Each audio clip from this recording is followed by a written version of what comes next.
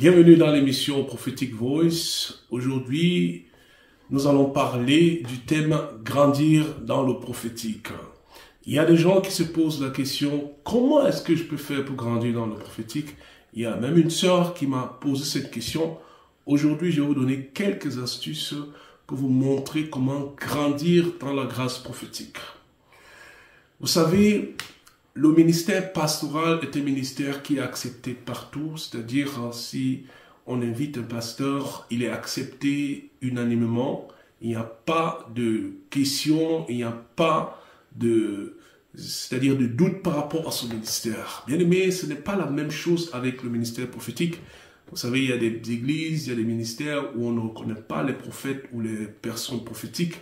Il y a des cessationnistes qui disent que le ministère prophétique et apostolique ont cessé, c'est pourquoi on les appelle les cessationnistes, ont cessé avec l'église primitive. Pourtant, la Bible dit que nous avons été édifiés sur le fondement des apôtres et des prophètes, Éphésiens 2, verset 20. La Bible ne dit nulle part que le ministère prophétique ou la grâce prophétique a cessé. Ça, c'est juste des opinions des hommes. Alléluia, nous avons besoin du prophétique aujourd'hui pour avancer. Je vous ai toujours dit que chaque chrétien n'est pas prophète, mais chaque chrétien est appelé à être prophétique. Alléluia. Vous savez, c'est pas facile de s'établir comme une voix prophétique, parce qu'une voix prophétique ou une personne prophétique doit faire ses marques, doit faire ses preuves avant d'être reconnu comme tel. Je vous ai dit déjà, il y a des églises qui ne reconnaissent pas du tout les prophètes et très souvent, lorsqu'on est présenté comme une personne prophétique, on a, je vais dire, il y a beaucoup de scepticisme, bien aimé. Les gens sont sceptiques et disent, encore ces faux gens, encore ces faux prophètes. C'est-à-dire, il y a une certaine distance, on n'est pas accueilli comme un pasteur, c'est-à-dire, il y a beaucoup d'appréhension vis-à-vis du ministère ou de la grâce prophétique. Donc, pour grandir dans le prophétique, je vais vous apporter quelques astuces bien aimées. Et la grâce prophétique, il faut faire ses preuves, il faut avoir fait ses preuves afin d'être reconnu comme tel. Parce que d'emblée, vous serez rejeté, d'emblée, on vous refusera, parce qu'on dira que non, ces grâces-là ont cessé, ou alors que tu es l'un des multiples faux prophètes. Alléluia. Vous savez, bien aimé, pour avoir des mangues, il te faut un manguier. Je prends spécifiquement l'exemple du manguier. Pourquoi? Parce que le manguier, tu dois le planter et attendre très longtemps avant commencer d'avoir les mangues. Donc, le prophétique, ce n'est pas quelque chose qui va du tic au tac. C'est quelque chose qui commence d'abord, premièrement, par l'acquisition des dons prophétiques. La Bible dit, recherchez les dons spirituels, mais surtout le don de prophétie. Alléluia. Donc, pour grandir dans la grâce prophétique, pour grandir dans le prophétique, il faut d'abord acquérir les grâces prophétiques. Et la grâce prophétique, ce n'est pas seulement le don de prophétie, il y a aussi le don de parole de connaissance, il y a le don de discernement des esprits, il y a aussi le don de sagesse. Donc, ça fait 4 dons au total qui font ce qu'on appelle généralement les grâces prophétiques. Parce que le don prophétique seul ne suffit pas pour travailler dans le prophétique. Alléluia. La Bible dit que celui qui prophétise est plus importante qu'une personne qui parle en langue.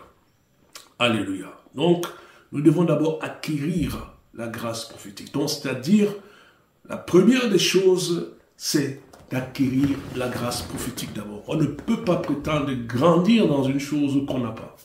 Tu ne peux pas, comme j'ai parlé de l'exemple des mangues, que tu prétends, c'est-à-dire tu ne peux pas prétendre avoir des mangues si tu n'as pas de manguier. Tu vas me dire, non, je n'ai pas besoin de manguier, je vais acheter les mangues au marché, mais les mangues que tu achètes au marché là, elles viennent d'où? Elles viennent, bien aimé, d'un manguier que tu n'as pas planté. Elles viennent d'un manguier qu'une autre personne a planté. Donc, pour avoir des mangues, il nous faut un manguier. Alléluia. Il te faut un manguier. Et c'est la même chose avec le maïs, c'est la même chose avec tous les autres fruits.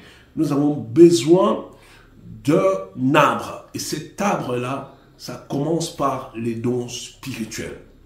Vous comprenez? Donc c'est la première des choses, bien aimés, dans l'exercice ou alors dans la croissance spirituelle, dans la croissance prophétique, c'est tout d'abord l'acquisition de l'un de ces 4 dons et de préférence de tous ces 4 dons qu'on appelle prophétiques, donc que je viens de vous citer, bien aimés. C'est la première des choses.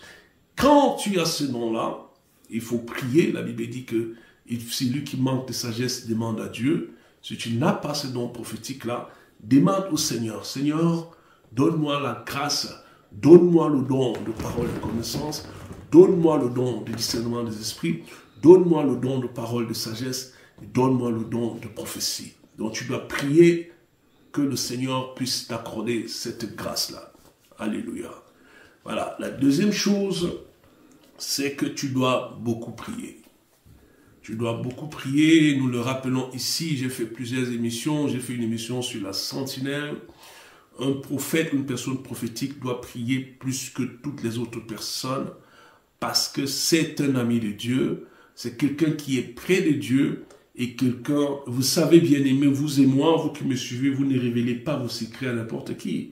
C'est-à-dire que lorsque vous avez un secret, quelque chose qui ne va pas dans votre vie, vous ne le dévoilez pas à n'importe qui, vous le dévoilez à des personnes vraiment qui vous sont chères, des personnes à qui vous faites confiance. Et bien aimé, c'est la même chose avec le Seigneur. Alléluia. Lorsque le Seigneur a quelque chose à faire, quelque chose qu'il veut faire sur la terre, il ne les révélera pas à n'importe qui, il les révélera, comme la Bible le dit, à ses prophètes, c'est-à-dire des gens qui sont près de lui. Tu dois beaucoup prier. Déjà, nous l'avons déjà dit à plusieurs reprises, la première fois que le mot prophète est mentionné dans l'Écriture, c'est dans Genèse chapitre 20 au verset 7.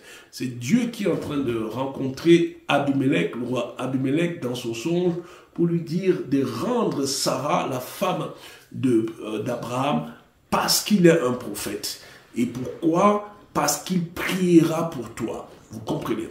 Donc, la grâce prophétique, ou alors le mot prophète, est lié d'abord à la prière. Nous voyons Anne, la prophétesse, la Bible nous dit qu'elle était une prophétesse, alléluia, mais cette femme, nous ne la voyons pas donner des paroles de connaissance ou prophétiser, mais elle avait une grâce particulière. La Bible dit qu'elle priait chaque jour, elle servait le Seigneur dans le jeûne et la prière, et elle ne quittait pas le temple, alléluia. C'était une veuve qui était consacrée pleinement au Seigneur. Et c'est comme ça que le Seigneur l'utilisait. Alléluia. Donc les personnes prophétiques doivent prier beaucoup plus que d'autres personnes. Pourquoi? Pour rester toujours en contact avec Dieu. Tu ne peux pas être une personne prophétique et tu ne pries pas. Ce n'est pas possible. Parce que vous savez, je vais vous dire, la grâce prophétique, les dons prophétiques, ce sont des dons qui ont besoin de beaucoup de prières pour être entretenus. C'est comme des fleurs. Vous voyez, si vous avez une fleur dans votre jardin, vous devez arroser cette fleur constamment, sinon elle va faner. Vous comprenez? Il y a des gens qui ont des grâces prophétiques. Je peux même te dire, bien aimé, avec assurance, tu peux avoir le don de prophétie dans ta vie et tu ne le remarqueras jamais.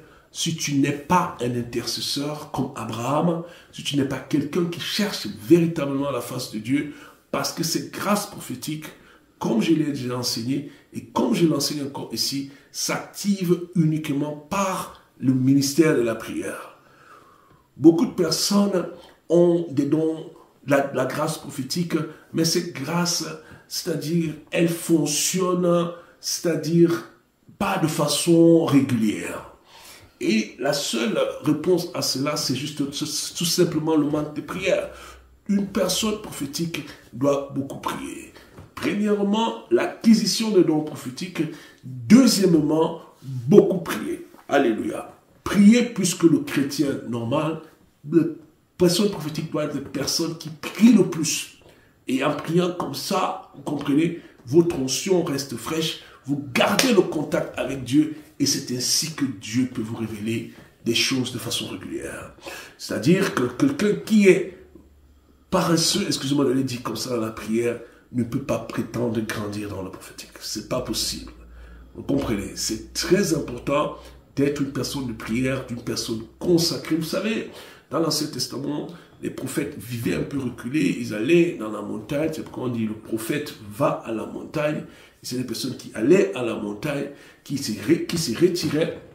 Par exemple, Jean-Baptiste, qui est le plus grand prophète selon les dires de Jésus-Christ lui-même, c'était quelqu'un qui vivait dans le désert. Il dit, c'est ici, je suis la voix de celui qui crie dans le désert. Alléluia.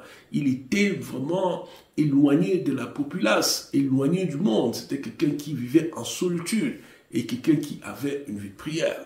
On ne peut pas prétendre grandir dans le prophétique si on n'a pas une personne de prière, parce que comme nous le voyons, la première fois que le mot prophète est mentionné, c'est par rapport à Abraham. Vous connaissez Abraham, c'était un homme de prière. Abraham a prié, il a négocié par rapport à la ville Sodome et Gomorrhe. Il avait commencé par 50 personnes.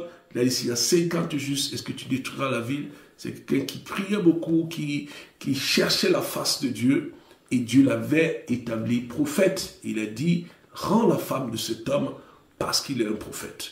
Toi qui suis cette émission et toi qui as des dons dont la grâce prophétique est intempestive, ça veut dire qu'il agit ça et là, mais pas de façon régulière, c'est parce qu'il te manque l'huile qui vient au travers de la prière.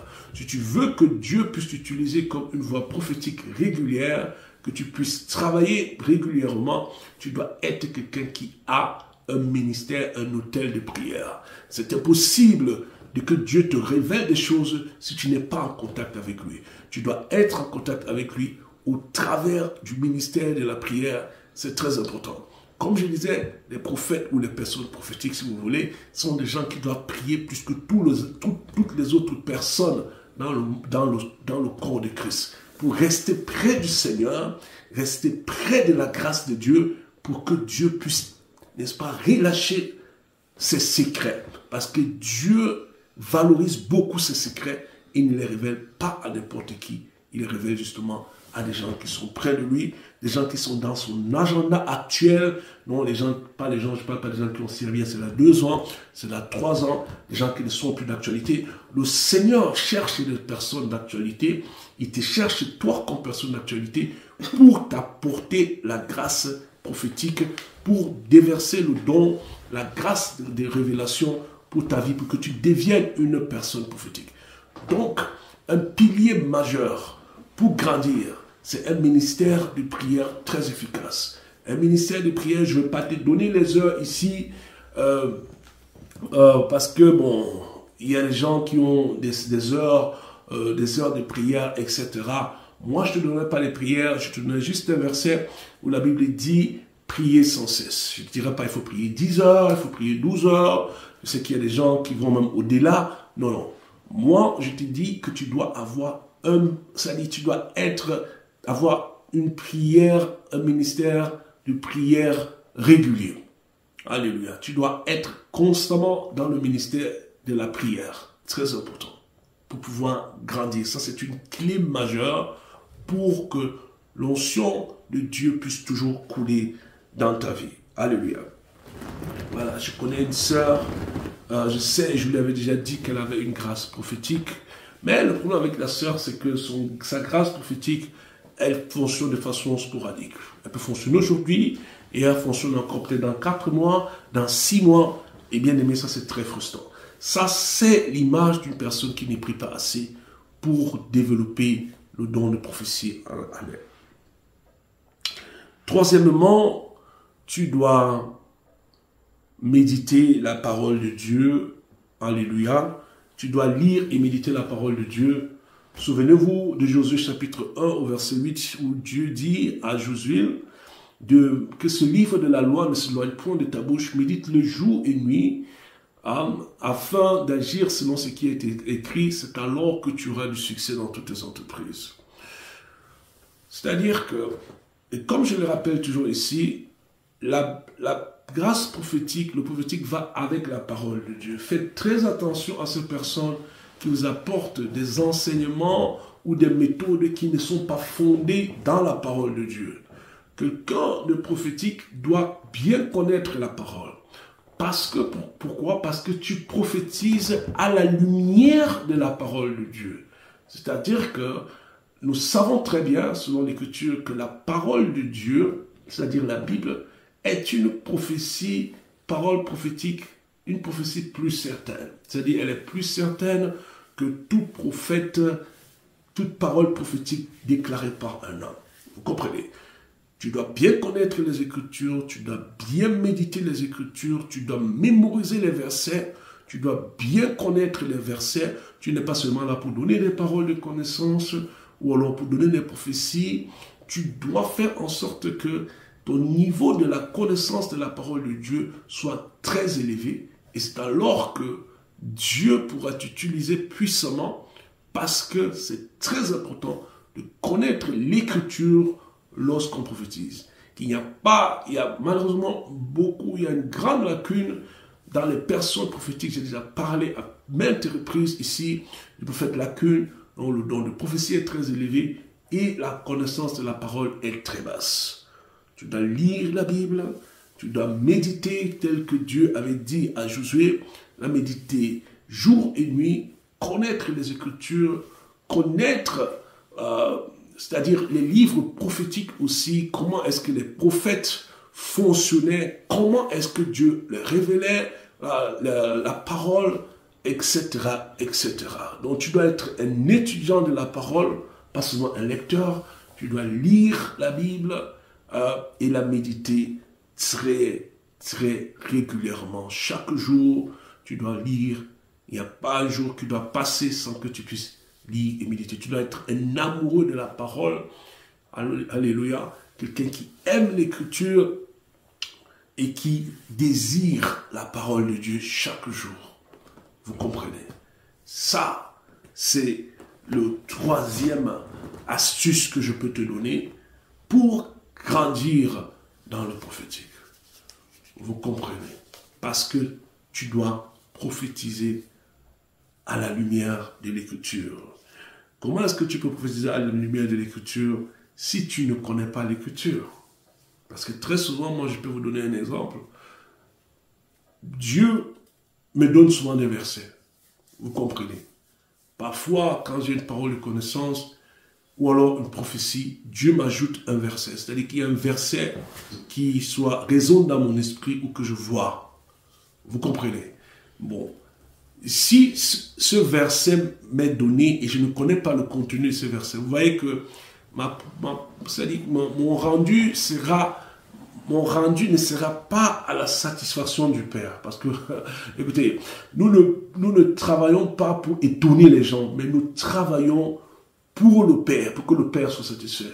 Si le Père te donne un verset et tu ne cites pas ce verset, c'est que tu n'as pas bien exercé ton ministère prophétique. Hein? Dieu te donne avec un accompagnement d'un verset et tu ne connais pas ce verset-là. Tu comprends? Donc, tu dois bien lire la Bible, tu dois méditer, tu dois bien connaître les versets, parce que très souvent, il y a autour des paroles de connaissance, des paroles de sagesse, des versets que le Saint-Esprit te donne. Alléluia. Et tu n'auras pas besoin de dire qu'attendez, je vais d'abord chercher ce que ce verset veut dire. Tu dois connaître ce verset et déclarer ce verset pendant que tu prophétises ou tu donnes une parole de connaissance. La Bible dit dans 1 Pierre chapitre 2 au verset 2, « Désirez comme des enfants nouveau-nés le lait spirituel et pur, afin que par lui vous croissiez pour le salut. » Vous voyez, c'est-à-dire, l'apôtre Pierre compare l'écriture ou la Bible à un lait, alléluia, c'est-à-dire un lait spirituel et pur qui te permet de grandir. Tu comprends? Ta croissance prophétique ne peut pas être dissociée de ta croissance de la parole de Dieu. Je le répète ici aussi. Ce sont des croissances parallèles. Si ton nom de prophétie grandit, ta grâce de la connaissance de la parole de Dieu doit grandir avec. Alléluia. Quatrième astuce que je peux te donner, c'est que tu dois lire régulièrement des livres prophétiques. J'ai fait une émission spéciale pour vous donner, je vous ai donné 7 livres qui sont de très bons ouvrages, qui se lisent facilement. Tu dois être un amoureux de la lecture. Vous savez, on dit très souvent, pour cacher quelque chose à un noir, il faut le mettre dans un livre. La raison, c'est que les noirs ne lisent pas. Mais pour toi qui me suis, cela ne doit pas être le cas pour toi. Tu dois lire. Parce que, vous savez, la lecture, c'est un raccourci vraiment sans pareil. C'est-à-dire, des choses pour lesquelles nous prions, des choses que nous recherchons, Dieu les a déjà révélées à une personne qui les a écrites dans le livre. Et en lisant ce livre, nous avons les réponses à nos questions. Vous comprenez? Et nous grandissons aussi avec les expériences des autres. Nous ne pouvons pas grandir spirituellement indépendamment des autres. Vous comprenez? C'est un peu comme quelqu'un qui écrit un livre. On ne peut pas écrire un livre seul. Quand on écrit un livre, il faut citer justement des ouvrages qui nous ont aidés à écrire cet ouvrage. Alléluia. Donc, nous avons besoin d'autres personnes. Nous avons besoin des gens qui ont écrit, je vais dire, de la bonne littérature, parce que je vous ai dit qu'il y a aussi beaucoup de mauvaise littérature.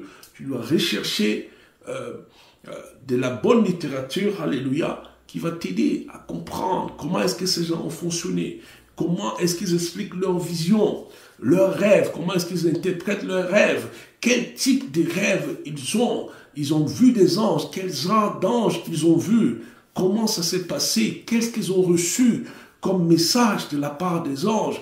Ils ont eu des visions, ils expliquent, et c'est comme ça que tu peux grandir. Alléluia. Tu n'es pas obligé de faire tout toi-même. Alléluia. Et les livres prophétiques, comme j'en ai donné 7 dans l'émission, n'est-ce pas, qui parlait des livres très importants. Voilà. 5e, tu dois suivre des émissions prophétiques bibliques. Ici, l'insistance, ce n'est pas sur l'émission prophétique, mais c'est l'émission prophétique biblique. Il y a beaucoup d'émissions prophétiques dehors, mais qui ne sont pas vraiment basées sur la parole de Dieu, parce que le prophétique doit se baser sur la parole de Dieu, vous comprenez. Vous pouvez suivre l'émission Prophetic Voice, où nous donnons des enseignements chaque semaine pour vous aider. Mais ces enseignements, ce sont les enseignements que nous trouvons dans la parole de Dieu. Je ne veux pas vous enseigner, par exemple, comment lire les numéros de compte des gens. Ou alors, voici, je fais une émission pour vous montrer comment est-ce que vous pouvez lire les noms des gens. Je ne peux pas faire une émission comme ça. Bien aimé, je n'ai pas de versets. Il n'y a pas de versets, vous comprenez. Donc, faites très attention, bien aimé, aux émissions prophétiques que vous suivez. Vous devez suivre des émissions prophétiques bibliques où des versets sont pris, hein, pas seulement un ou deux. Souvenez-vous, 2 Corinthiens chapitre 13 au verset 2, où la Bible dit que voici je viens à vous et toute chose doit se faire sous la déposition de 2 ou de 3 témoins. Vous comprenez? Donc, je ne peux pas commencer à vous enseigner des choses qui ne sont pas bibliques. Vous comprenez? Vous devez rechercher des émissions prophétiques bibliques. Très important. Parce que beaucoup d'émissions que vous suivez ne sont pas basées sur l'écriture. On vous enseigne des choses qui sont de l'occultisme et vous devez faire très très attention. Et comme je dis toujours, nous ne voyons pas ce que nous voulons voir, nous voyons ce que le Saint-Esprit veut nous montrer. Je ne peux pas vous dire que bon, voici, quand tu es devant les gens, voici ce que tu dois faire, des méthodes pour pouvoir lire les noms des gens. Non. Ou pour lire les numéros de téléphone des gens. Il y a des livres comme ça, mais je ne peux pas vous recommander de tels livres. Les émissions comme Prophetic Voice, mais Prophetic Voice n'est pas la seule émission, alléluia, des émissions qui vont t'aider, des gens qui vont partager leurs expériences et t'aider à grandir. Par exemple, Prophetic Voice, mais d'autres émissions aussi qui sont fondées sur la parole de Dieu. Et j'insiste vraiment, fondées sur la parole de Dieu. La raison pour laquelle j'insiste là-dessus, c'est que beaucoup sont fondés sur des notions non bibliques, extra-bibliques, qu'on ne retrouve nulle part dans la Bible, qu'on ne retrouve nulle part dans l'Écriture, et qui sont enseignées dans les églises. Faisons très attention. Alléluia. Voilà. Le 6e point que j'aimerais te donner, c'est que tu dois être patient dans ton processus de croissance. Vous savez, quand une femme accouche un bébé, un nouveau-né, le nouveau-né ne peut pas encore marcher, bien aimé. C'est-à-dire, le nouveau-né, on doit prendre soin de lui, on doit l'allaiter, on doit le baigner, on doit prendre soin de lui, lui changer les couches, l'habiller. Et peu à peu, l'enfant commence à grandir et l'enfant commence à devenir peu à peu indépendant. Vous comprenez?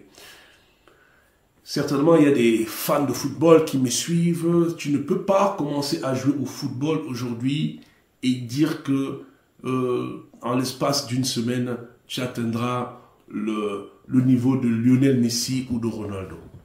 Vous êtes d'accord avec moi? Donc, il faut être patient, bien-aimé, dans son processus de croissance. C'est-à-dire, il faut laisser le temps pour croître. On ne peut pas devenir, un bébé qui est né aujourd'hui ne peut pas devenir adulte le lendemain. Vous comprenez? Vous devez prendre du temps pour grandir. Vous savez, les livres prophétiques que nous lisons, par exemple, Ézéchiel, vous savez combien de temps, je vais dire le laps de temps dans lequel le livre d'Ézéchiel a été écrit. Le livre d'Ézéchiel a été écrit en l'espace de 20 ans. Le ministère prophétique d'Ézéchiel a duré 20 ans. Donc ce que nous lisons dans le livre d'Ézéchiel, par exemple, nous lisons, il y a 48 chapitres, mais ces 48 chapitres n'ont pas été donnés en 1 an, ni en 2 ans, mais en 20 ans de ministère, condensés en 48 chapitres. Le ministère de Daniel, 12 chapitres, vous savez en combien de temps ces 12 chapitres s'étendent? C'est en 75 ans. Hein, Daniel chapitre 1 à Daniel chapitre 12, c'est 75 ans de ministère. Vous comprenez? 75 ans et qui sont regroupés en 12 chapitres. Et vous voyez, Ésaïe, prophète Ésaïe, 66 chapitres, c'est 40 ans condensés. Donc, j'aimerais que tu puisses vraiment te laisser le temps, ne pas te mettre une pression inutile, hein, entrer dans ton processus de croissance peu à peu, hein, ne pas essayer forcément de brûler les étapes, mais d'aller peu à peu, de grandir, hein, tout comme un enfant grandit, hein, d'avoir une croissance saine, alléluia, et de te laisser du temps, alléluia. Parce que les gens qui veulent très souvent accélérer les choses, ils tombent dans des pièges bizarres, ils tombent très souvent dans des trucs occultes et leur fin est vraiment souvent très tragique.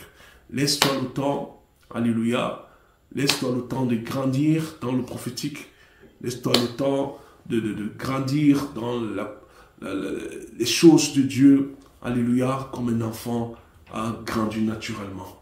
Hein. Ne te mets pas trop de pression. Hein. Il est vrai que très souvent au début, on fait des erreurs. Hein. Ne t'en fais pas. Hein. Ce temps-là, hein, ça va passer.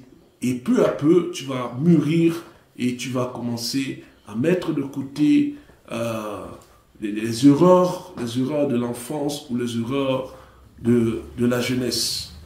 Alléluia. L'apôtre Paul dit que lorsqu'il était un enfant, il réfléchissait comme un enfant. Vous comprenez? Donc, la maturité ne vient pas du tic au tac, elle ne vient pas du jour au lendemain. On a besoin d'un certain temps pour pouvoir vraiment s'affirmer en tant que voix prophétique. Alléluia. C'est-à-dire, tu ne donneras pas du jour au lendemain des prophéties très détaillées. On en a déjà parlé des prophéties très détaillées. Ça prend du temps. Ça prend du temps dans l'exercice. Alléluia. Ça prend du temps dans les visions, comprendre les visions et tout cela, c'est pas facile. Alléluia. Donc, laisse-toi vraiment du temps. Voilà. 7e point, et ce point, écoutez très bien, c'est non pas ça, c'est le 7e point, c'est le point le plus important dans l'exercice du prophétique. C'est, tu dois savoir interpréter les visions, les songes et les extases. Ça, c'est la clé vraiment de l'exercice prophétique. Vous comprenez? Ça, c'est la clé, l'interprétation.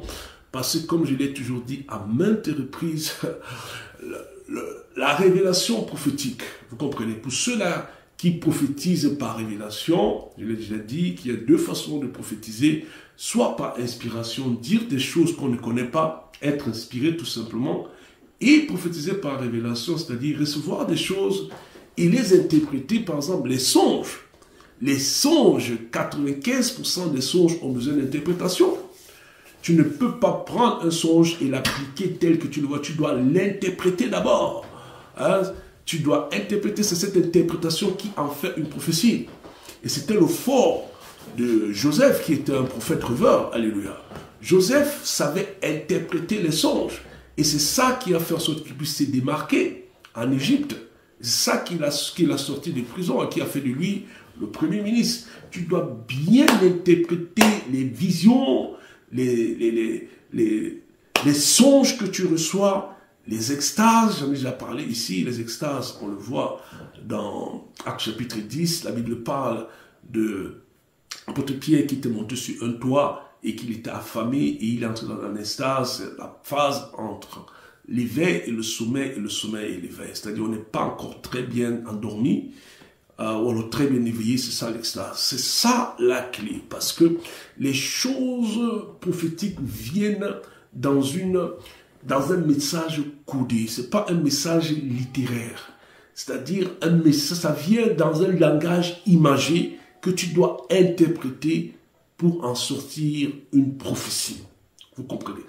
L'interprétation, j'insiste encore là-dessus, tu dois savoir interpréter les songes, les visions et les extases.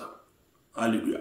Ça, c'est pour ceux-là qui reçoivent des visions. Parce qu'il y a aussi les prophètes, des gens qui entendent la parole de Dieu, qui ne sont pas des voyants, mais qui entendent plutôt, comme Samuel, à qui Dieu parlait par la parole de l'Éternel, et il savait aussi discerner la voix. Vous comprenez? Mais pour vous qui avez des songes, vous devez savoir interpréter les songes. Vous devez savoir interpréter vos visions. Vous devez savoir interpréter vos extases. Alléluia. Déjà, la Bible ne dit-elle pas que celui qui parle en langue s'édifie lui-même? Alléluia.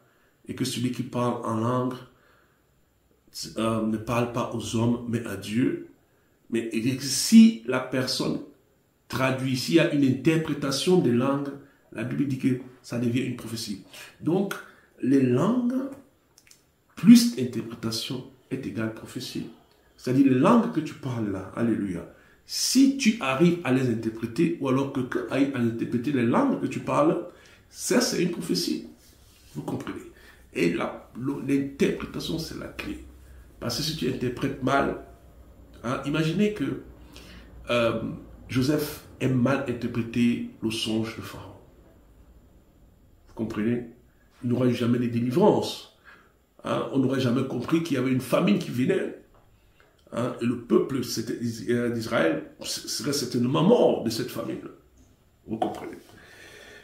Voilà, donc l'interprétation est très importante. Je veux vraiment insister là-dessus. Vous savez, Dieu a plusieurs façons de communiquer les choses. Vous savez, je vais prendre encore un exemple ici. L'année passée, en août, oui, le 17 août justement, j'ai eu une vision ouverte, et j'ai vu Donald Trump qui était assis dans le bureau du président qu'on appelle l'Oval Office, le bureau ovale. Et j'ai vu comment le Saint-Esprit, l'esprit de prophétie, zoomait sur la cravate de Donald Trump. Vous savez, il faut interpréter cela. Quelqu'un qui est assis dans le bureau ovale, l'interprétation, c'est que c'est lui qui sera le prochain président. C'est la vision que Dieu m'avait donnée. Et j'avais prophétisé justement que Donald Trump deviendrait président. Et justement, il est devenu président. Mais ce n'est pas tout, bien aimé. Le Seigneur, ou l'esprit de prophétie, me montrait la cravate. C'est-à-dire, il y avait un zoom sur la cravate. Et je sais très bien, vous savez, vous voyez, vous regardez les informations, que très souvent, il a une cravate rouge. Mais là, il avait une cravate bleue. Et je voyais bien la cravate bleue, c'était une cravate bleu ciel. Et ça veut dire quoi dans le sens de l'interprétation? Ça veut dire que pour réussir son mandat, il devrait changer ses méthodes. Les méthodes qu'il avait utilisées dans le premier mandat, il doit changer ses méthodes pour pouvoir avoir du succès. Et je le voyais également, il était très inquiet dans son bureau, il n'était pas content du tout. Ça, c'est à interpréter comme ayant un mandat difficile, vous comprenez. Donc, il y a des choses que Dieu montre dans la vision que tu dois interpréter pour comprendre le langage ou alors comprendre ce qui va se passer dans l'avenir. Parce que les choses prophétiques, elles ne viennent pas toujours clairement. Il faut les interpréter. J'ai déjà partagé ça aussi ici. 2 jours avant la Coupe d'Europe l'année passée, en juillet 2024, j'étais en train de prier et j'ai vu le drapeau de l'Espagne qui venait de la droite, comme ça, et en fait, venait de la droite et s'est présenté devant moi. Et c'est-à-dire, ce drapeau était en train de flotter. Il flottait, il flottait, il flottait, il flottait, il flottait. Ça veut dire quoi? Vous comprenez? Ça veut dire quoi? Tu vois un drapeau qui flotte devant toi. Un drapeau clair que tu reconnais. Hein? Et j'ai reconnu que que l'Espagne devait gagner. Vous comprenez? Que l'Espagne devait gagner la coupe. Parce que j'ai vu clairement le drapeau espagnol flotter devant moi. Vous comprenez? C'était pas, Dieu ne m'a pas dit que l'Espagne va gagner. Dieu ne m'a pas dit que Donald Trump va être président. Mais j'ai interprété que Donald Trump sera président. J'ai interprété, alléluia, que l'Espagne va gagner. Parce que Dieu m'a montré clairement le drapeau de l'Espagne qui est en train de flotter. Vous comprenez? J'ai donné une prophétie récemment sur comment dire, sur l'augmentation du prix des carburants. Comment j'ai reçu cela? J'ai reçu cela en propre à une vision. C'est-à-dire, j'ai vu un prix très exorbitant. Dieu ne m'a pas dit qu'il y avait une augmentation de carburant qui arrivait. Dieu ne me l'a pas dit, mais Dieu m'a montré. Ah, j'ai vu un prix, c'était 1,94 €. Et pendant que j'étais en train de voir cette vision-là, pendant que je partageais cette prophétie avec vous, le prix de carburant baissait. Le prix des carburants était en train de baisser. Et vous voyez que le prix des carburants est en train d'augmenter maintenant. Vous voyez? Donc, Dieu ne m'a pas dit ça de façon claire, mais j'ai interprété qu'il y a une augmentation du prix des carburants. À cause de ce que j'ai vu, vous voyez, il faut savoir interpréter. Et c'est ça la clé du prophétique. Alléluia. Alléluia. C'est très important. L'autre jour, je priais pour une sœur. J'ai une vision du squelette de la sœur. C'est-à-dire une vision dans laquelle je voyais l'intérieur du squelette de la sœur. Et je voyais, il y avait un zoom, l'esprit de prophétie zoomait du côté gauche, des côtes gauche et des côtes droite. Je sais que quand l'esprit zoome comme ça, c'est qu'il y a un problème à ce niveau-là, que je dois insister là-dessus. Je lui ai dit, ma soeur, voici ce que j'ai vu. J'ai vu quelque chose au niveau de tes côtes. Est-ce que tu as un problème au niveau des côtes? Oui, elle m'a dit. Bon, je ne vais pas rentrer ici dans les détails, mais je veux juste te dire que l'interprétation est clé, la clé pour exercer, pour le rendu prophétique. Vous comprenez? Tu peux être un homme de prière, on dit tu pries, tu vois ces choses, mais tu ne sais pas les interpréter. C'est très important de savoir bien interpréter. Vous savez bien aimé, le problème des Juifs, hein, la raison pour laquelle les Juifs n'ont pas reconnu Jésus, c'était parce qu'ils avaient mal interprété les prophéties messianiques. Alléluia.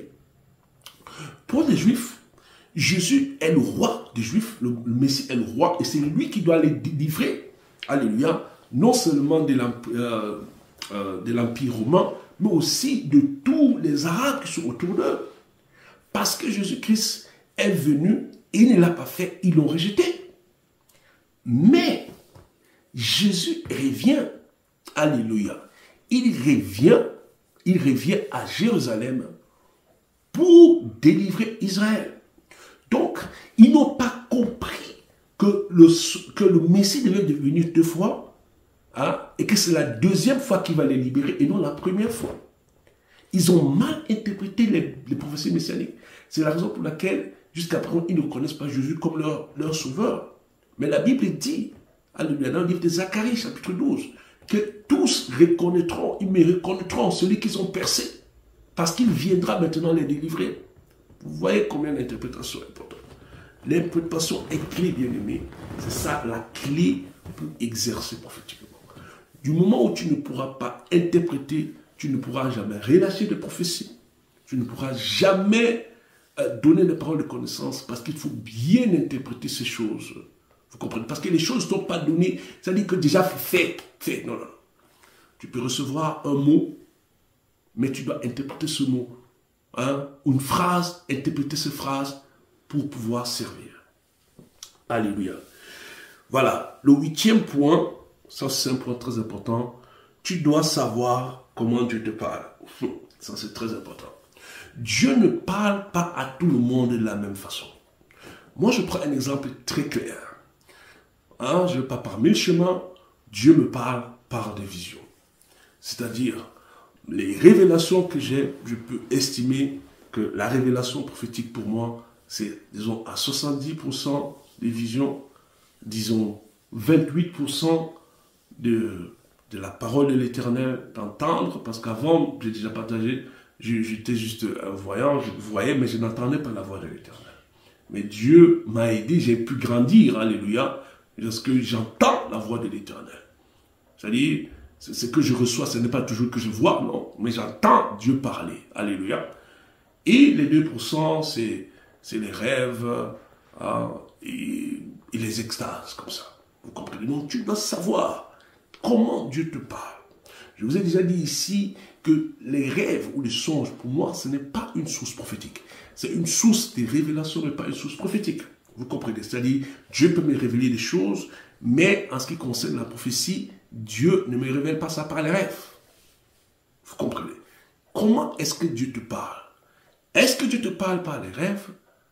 Dans ce cas, tu dois savoir que c'est le moyen par lequel Dieu te parle. Est-ce que Dieu te parle par la parole de l'Éternel, comme Samuel? Tu dois le savoir. Est-ce que Dieu te parle dans les extases? Tu dois le savoir. Est-ce que Dieu te parle dans les visions? Tu dois savoir ton fort. Alléluia. Regardez, je prends encore un exemple. Je sais qu'il y a beaucoup de personnes qui regardent le foot, des fans de foot. Vous regardez par exemple Lionel Messi. Lionel Messi, sa force, c'est sur le pied gauche. C'est-à-dire qu'il ne fait même pas les passes avec le pied droit. Le pied droit sert seulement à courir. Mais toutes les réceptions de balles, c'est le pied gauche. Parce qu'il sait que sa force, c'est sur le pied gauche. Ce n'est pas sur le pied droit. Tu dois aussi faire cette différence-là. C'est quoi ma force? Est-ce que ma force, est-ce que Dieu me parle par les rêves? Est-ce que Dieu me parle par les songes? Est-ce que Dieu me parle par les extases ou les transes? Tu dois savoir cela. Tu comprends? Et savoir que si c'est les songes, c'est que Dieu, mes sources prophétiques viennent par les songes. Vous comprenez? Je ne peux pas voir quelque chose, par exemple, dans les rêves, et comme je dis que mon Dieu déclare que je vais dire ceci. Parce que pour moi, les rêves, comme je vous l'ai déjà dit, ce n'est pas une source prophétique. Vous comprenez? Toi, tu dois savoir cela. Comment est-ce que Dieu te parle? Très important. Alléluia. Voilà. 9e chose, c'est il faut poser des questions pour t'orienter. Parce que très souvent, surtout pour ceux qui ont des visions, parfois tu peux voir quelque chose que tu ne comprends pas. C'est pourquoi je donne comme astuce de poser des questions. Par exemple, j'ai vu cette soeur, j'ai vu le squelette, et j'ai vu l'esprit de prophétie qui zoomait à gauche et à droite. Mais je ne comprends pas. Dans ce cas, tu poses humblement la question. Est-ce que j'ai vu quelque chose au côté? Est-ce que tu as quelque chose au côté? N'aie pas peur de poser les questions. C'est en posant la question que tu comprendras justement ce que tu as vu.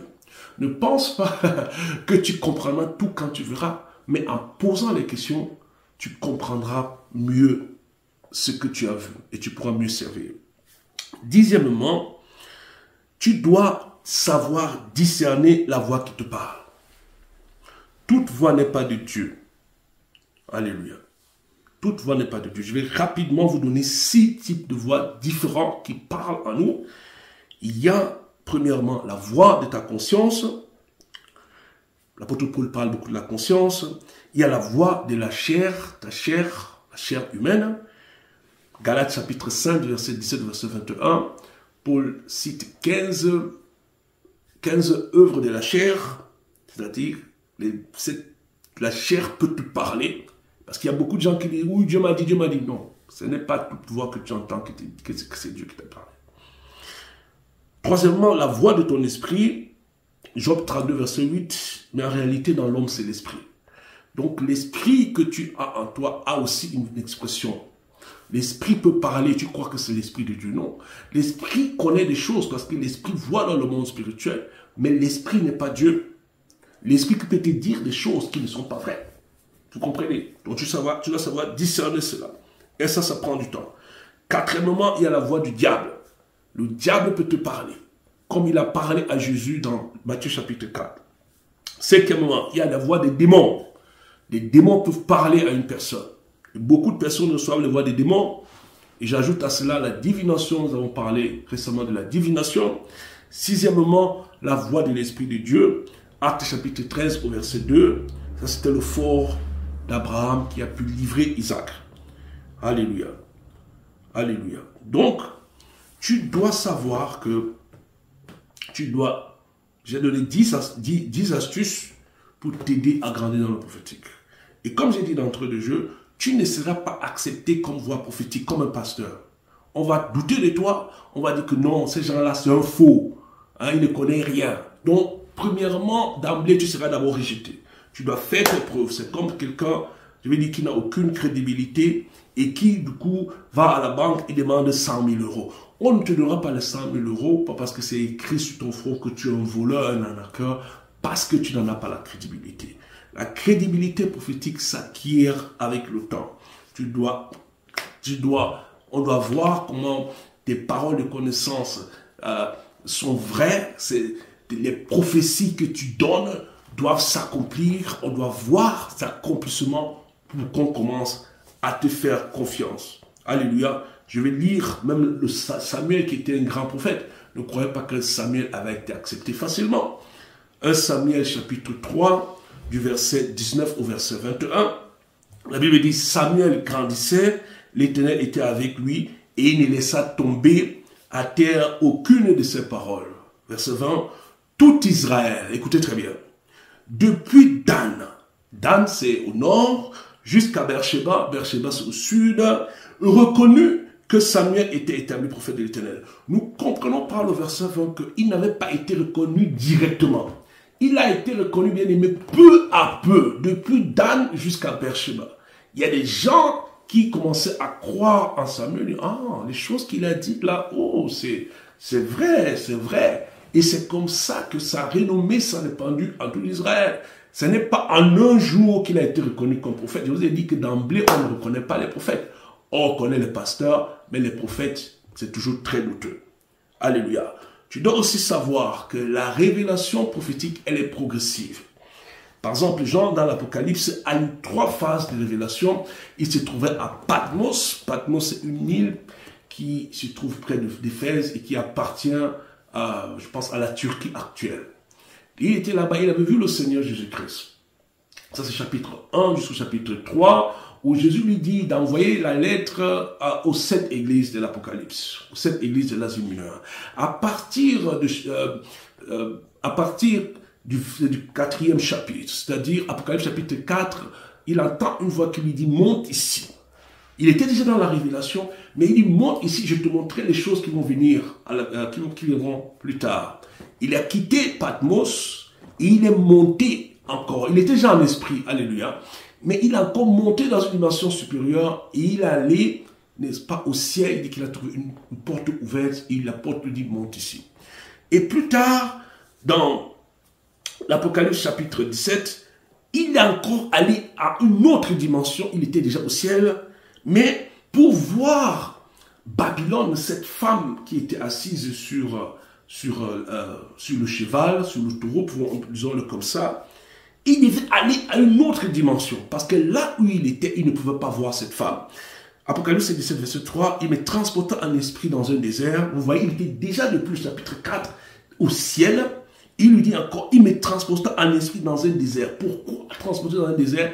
Parce que là où il était, il ne pouvait pas voir. Il devait voyager encore en esprit. L'ange devait l'aider à voyager pour aller dans un désert. Et j'ai vu une femme assise sur une bête écarlate, pleine de noms de blasphème, ayant 7 têtes, et dit quand même. Je vais encore ajouter quelque chose. Les visions, pour ceux-là qui ont des visions, là je parle seulement pour ceux qui ont des visions.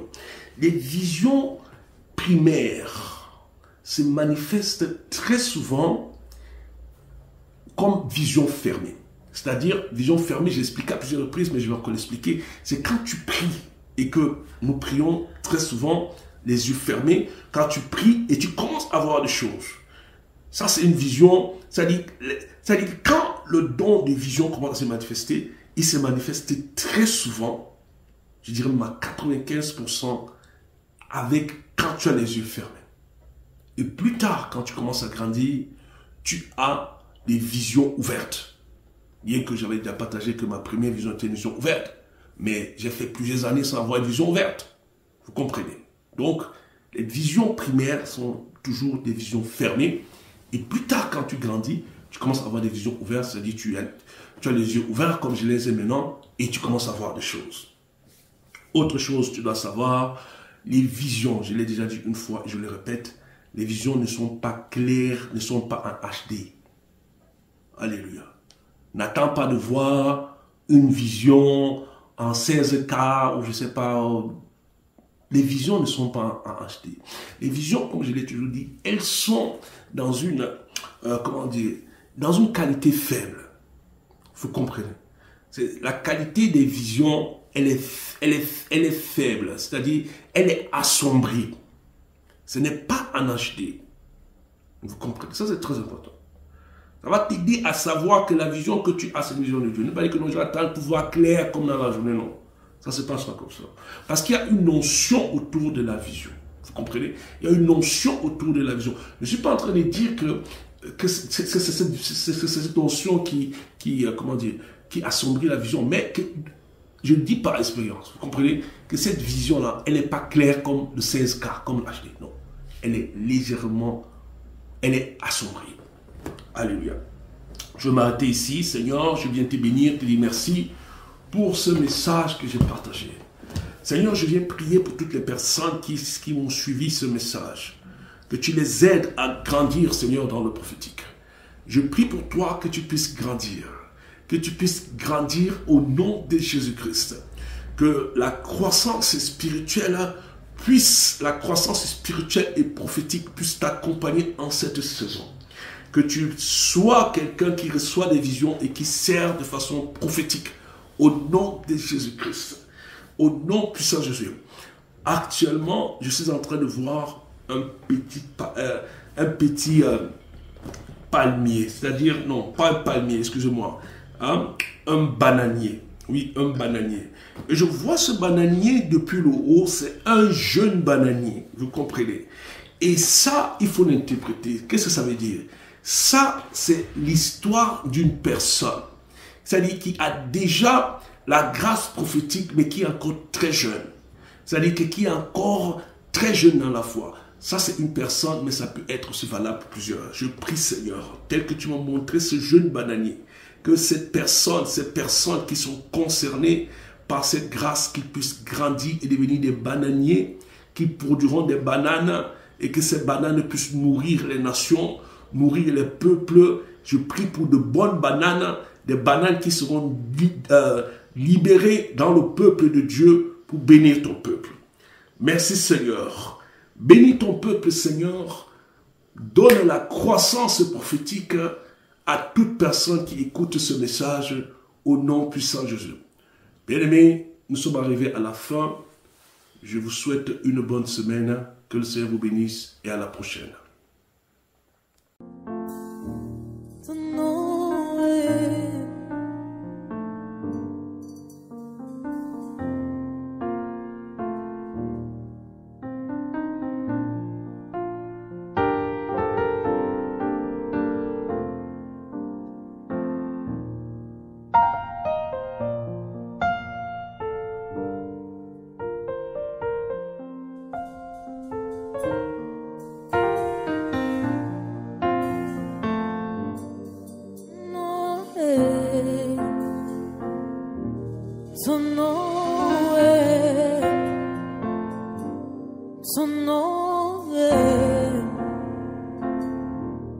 Ton nom est au-dessus de tout, au-dessus de tout, au-dessus de la maladie, au-dessus de problèmes, au-dessus de tout.